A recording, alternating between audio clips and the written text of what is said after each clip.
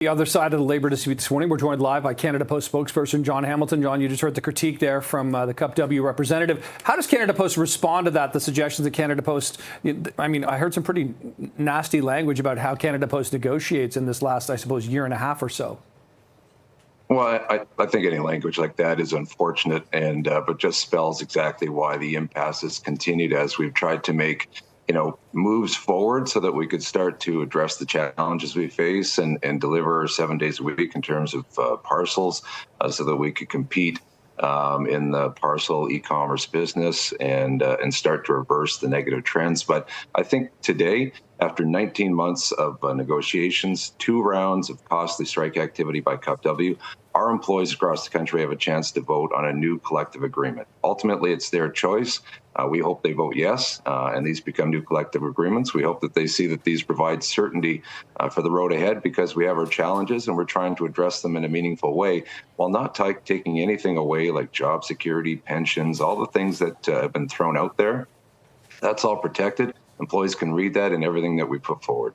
Yeah, and John, we heard from Mark Lubinsky earlier saying that, no, he's not happy with a 13% wage increase over 4 years, but mostly it's the part-time workers on the weekends for Canada Post, saying that they want full-time workers in that position. You say that this is the final offer. What happens if they do vote not in favor of it? What happens next?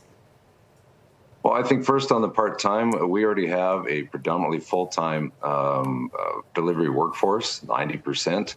They have job security for life, so that isn't going to change. We're just adding some part-time so that we can provide affordable weekend delivery. Cup W's proposal was to move full-time people from a Monday to Friday shift to weekend shift based on seniority. So we've gone with a part-time model. As for what will happen, if it's a yes vote, we have new collective agreements until 2028. If it's a no vote, we're not going to speculate, but we do know for certain the uncertainty that has been impacting our business. We lost $10 million a day as customers are avoiding Canada Post. We lost $10 million a day in June. That will continue. And John, so what are the concerns there because of that? You're losing, that not only the $10 million, but when you lose customers, you know very well how hard it is to bring people back to a business here. How concerning is it for Canada Post? We've been asking our viewers, for a couple of months now, how frequently are they using Canada Post? What's their interaction? It sounds like it's getting less and less. So how concerning is that over this last 19-month period that you described with a couple of, strikes in between here, that fewer people are kind of turning to Canada Post?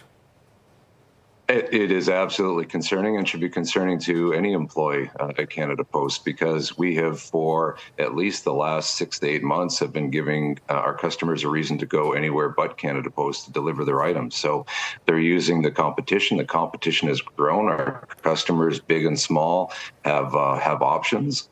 And it's evident because our volumes are down so significantly. They're just avoiding any uncertainty because our competitors can provide certainty right now. So until we get new collective agreements and that certainty, we can't start rebuilding the business. We're trying to, but customers are saying, look, I'm not sure what's going to happen there, so I'm going to continue to go to your competition, and let's talk if you've got an agreement. So that's where we're at.